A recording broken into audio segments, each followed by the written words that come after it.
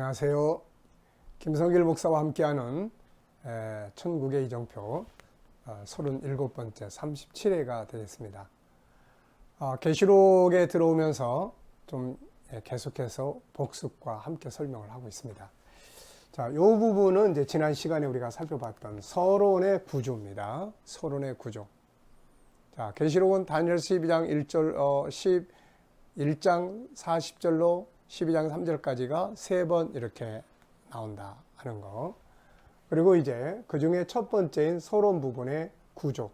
1장은 계시의 배경, 2, 3장은 교회 점검, 4장은 계시의 센터, 하늘의 보좌. 그 다음에 이제 5장은 계시자, 책을.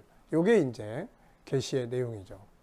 그 다음에 이제 6장, 그걸 이제 계시하는 겁니다. 7장은 계시의 내용이 이제 완성되고 그것이 완성됨으로 인해서 성도들이 얻게 되는 하나님의 나라의 기업, 예수님의 예언의 마지막 부분을 설명하고 있습니다. 자, 이 시간에는 이제 계시의 배경 1장의 내용에 대해서 우리가 한번 살펴보도록 하겠습니다.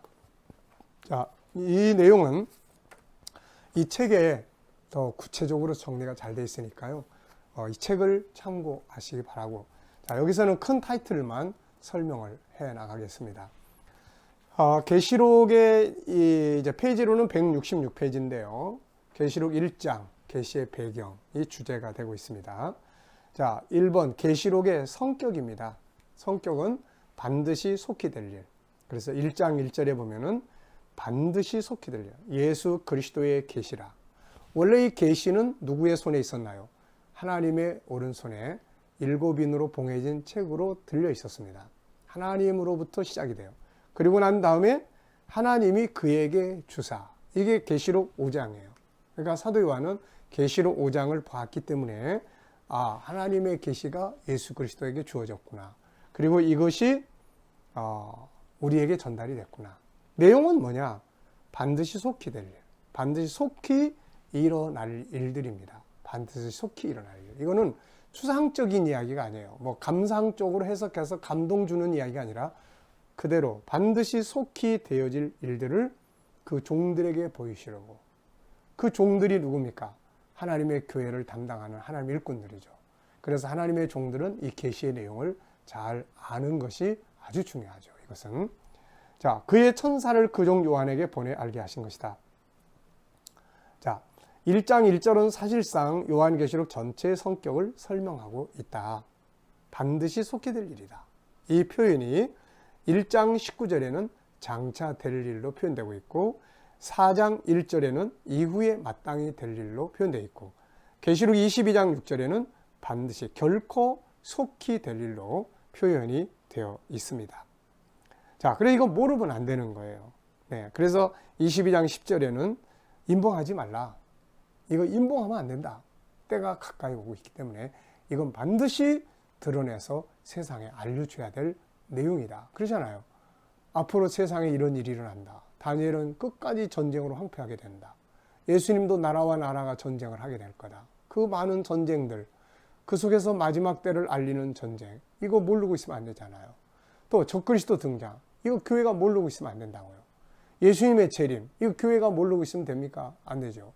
그리고 하나님의 나라, 이게 기독교인들의 최종적인 목적인데 이거 모르고 있으면 안 되죠. 그래서 이걸 드러내서 바르게 가르쳐야 되는 거죠. 자, 계시의 전달자입니다. 그래서 이 전달자는 앞서 말씀드린 것처럼 하나님의 손에서 하나님이 그에게 주사 반드시 속히 될 일들을 그 종들에게 보이시려고 그 천사를 요한에게 보내어서 알게 하신 것이다. 네. 자, 그 안에 들어가 보면 계시의 이제 과정이 들어있어요. 계시의 과정. 먼저 출발점은 하나님이에요. 성부 하나님. 그리고 하나님이 그리스도에게 주셨고 그래서 계시록 5장의 이야기입니다. 이걸 요한이 봤기 때문에 이렇게 써놓은 거예요. 그래서 그것을 이제 천사들에게 보냈죠. 그리고 성도들을 양육하고 있는 지도자들, 교회의 주의 종들에게 보낸 것입니다. 자, 계시를 그의 종들에게 보내신 이유는 뭐 딴 거 없잖아요. 성도들을 이걸 알려줘서 때를 준비하고 하나님 나라 준비하고 또 그런 시련의 시간들도 준비해서 이길 수 있도록 하기 위한 것이죠. 자, 세 번째입니다. 계시를 성도들에게 주신 이유. 1장 3절에 보면은 성도들에게 이걸 주신 이유는 잘 이기고 극복하게 하시기 위한 것인데 결론적으로는 복을 받게 하시려고 이렇게 말씀하고 있어요. 복. 계시록에는 총 7가지의 복의 이야기를 해요. 성경은 창세기 1장 28절에서 처음으로 복이라는 말이 등장을 해요. 하나님 사람 만들어 놓으시고 저희에게 복을 주어 가라사대.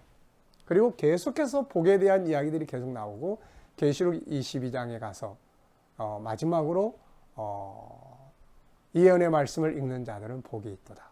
네, 이렇게 복에 관한 이야기예요. 그런데 총 7개의 복이 나오는데 계시록 속에 세상의 복이 아니에요. 이때는 땅의 복이 아닙니다. 창세기 1장 28절은 땅의 복인데 계시록 시대는 땅의 복을 추구하면 안 돼요. 계시록 시대는. 그럼 믿음 버리게 돼 있어요. 환난과 핍박 속에 있는 성도들이 땅에 거 얻으려고 하다 보면은 믿음 버리잖아. 이때는 하늘의 복이에요. 하늘의 복. 그래서 1장 3절에는 이 예언의 말씀을 읽는 자와 듣는 자와 그 가운데 기록된 것을 지키는 자가 복이 있다. 때가 가깝기 때문이다. 계시록 14장 13절에는 주 안에서 죽는 자들은 복이 있다. 그런 시대가 되면 이제는 이젠 죽어야 될 때가 됐구나. 하나님 나라에 들어갈 때가 됐구나. 이렇게 각오하는 것이 이기는 방법이죠. 이런 사람들이 복이 있는 거예요. 자, 그들이 행한 대로 상을 받죠. 또 계시록 16장 15절 자기 옷을 지켜서 벌거벗지 않고 다니는 사람들. 성도가 입어야 할 옷은 두 가지인데요. 하나는 속옷이라고 표현할 수 있는 구원의 옷. 하나는 겉옷이라고 표현할 수 있는 행함의 복이죠. 네. 신랑이 오는데 옷 다 벗고 있으면 그 신부를 누가 데려갑니까? 네. 그래서 바로 그런 복. 또 계시록 19장 9절에는 어린 양의 혼인잔치에 청함을 받은 자들이 바로 복이 있는 거죠. 계시록 20장 6절에는 첫째 부활에 참여하는 자들이 복이 있다. 22장 7절에는 두루마리의 예언의 말씀을 지키는 자가 복이 있다. 22장 14절에는 자기 두루마기를 빠는 자들은 복이 있다. 생명나무에 나가며 문들을 통하여 성에 들어갈 권세를 받으려 함이로다. 창세기 3장에서 생명의 나무에서 쫓겨났잖아요. 다시 그 앞으로 갈 수 있는 복이 주어지는 거예요. 그래서 계시록의 복은 땅의 복이 아니고 하늘의 복이다. 그리고 이제 네 번째는 이 계시를 주신 삼위일체 하나님을 소개해요. 그래서 4절로 8절까지는 사도 요한이 계시록 4장에서 본 성부 하나님, 그리고 그 앞에 있는 7등불 성령 하나님, 그리고 계시록 5장에서 봤던 성부, 성자, 성령, 그 삼위일체 하나님의 이름으로 여기서 이제 성도들에게 문안을 하죠. 자, 성부는 이제도 계시고 전에도 계시고 장차 오실 분으로 소개하고, 성령은 보좌 앞에 7 영, 그리고 성자는 충성된 증인으로 죽은 자들 가운데서 먼저 나시고 땅의 임금들의 머리가 되시고 우리를 사랑하사 그 피로 우리 죄 소리를 해방하시고 우리를 나라와 제사장으로 삼으시고 구름을 타고 오실 분으로 그렇게 소개를 합니다. 자, 이때 이제 계시를 받을 때의 사도 요한과 계시의 상황에 대해서 9절부터 10절까지 이야기를 하죠. 자, 이때 당시의 사도 요한은 복음을 전하다가 밤모섬으로 귀양을 가 있었죠. 그래서 주님의 환난에 동참한 자다. 이렇게 자기를 소개합니다. 그는 여기에서 하나님 앞에 늘 기도하는 시간을 가져요. 그래서 밤모섬에 가보면 사도 요한이 늘 기도하던 동굴이라고 하는 곳이 있습니다. 그곳에서 늘 사도 바울은 하나님 앞에 기도하고 있었던 거죠. 마지막 때 사건을 그걸 통해서 계시를 받은 거죠.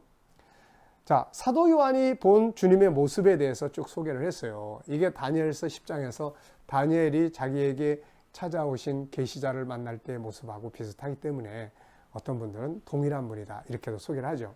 발에 7 금쪽대 사이에 계시는 분이고, 발에 끌리는 옷을 입고 가슴에 금띠를 띠고 있고, 머리에 털의 희기가 흰 양털 같고 눈 같고, 그의 눈은 불꽃 같고, 발은 풀무에 단련한 빛난 주석 같고, 그의 음성은 많은 물소리와도 같으며 오른손에 7 별이 있고 그 입에서 좌우의 날선 검이 나오고 얼굴에 해가 힘있게 비치는 것 같았다. 참, 사도 요한은 주님이 이 땅에 계실 때 감람산에서 주님과 함께 앉아서 마지막 때 이야기를 나눴던 제자죠. 이 제자에게 부활하신 주님께서 영적 세계에 계시는 주님이 찾아오셔서 그때 그 이야기를 좀 더 자세하게 다시 들려주신 것이죠. 그래서 감람산에 계시는 육을 입고 계실 때 주신 말씀이라 이 땅에서 주로 이루어지는 일들을 말씀하셨고, 예수님이 부활하신 다음에 밤모섬에 찾아오셔서 계시해 주실 때는 영적 세계에 계시다 보니까 주로 영적 세계에서 벌어지는 일들을 주로 말씀을 해 주셨어요. 그래서 이 두 개가 감람산에 계시는 주로 이 땅에서 눈에 보이는 데서 이루어지는 일, 그리고 계시의 이 반모섬에서의 계시는 그 배후에 배경이 되는 영적 세계에서 벌어지는 이야기들, 이 두 개를 딱 합치면 같은 사건이 되는 거죠. 네.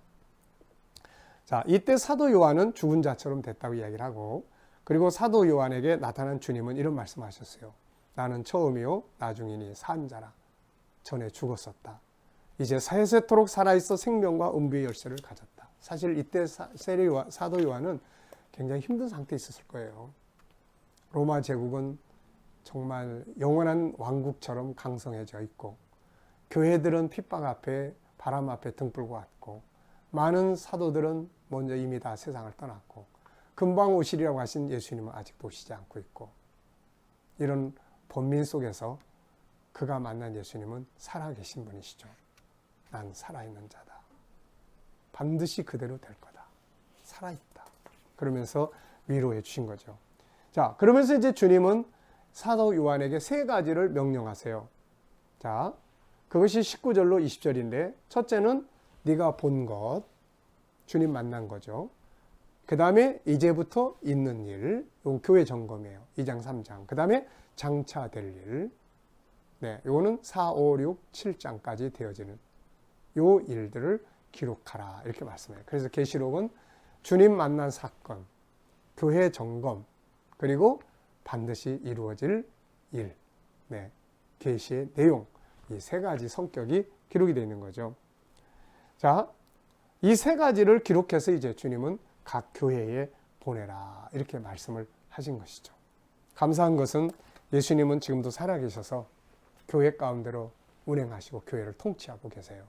사도 요한보다도 예수님이 교회 사정을 더 잘 알고 계셨습니다. 하나하나 교회마다 성도 한 사람 한 사람의 수고와 저들의 삶을 알고 계셨고, 문제점도 알고 계셨어요. 바로 그분이 살아계시다는 것, 이것이 희망입니다. 오늘도 그분이 우리의 삶 속에 함께 역사하고 계시다는 것이 우리에게 큰 희망이고 힘이 되고 소망이 되는 것이죠. 자, 계시의 배경, 계시록 1장 이야기는 여기서 마치도록 하겠습니다. 감사합니다.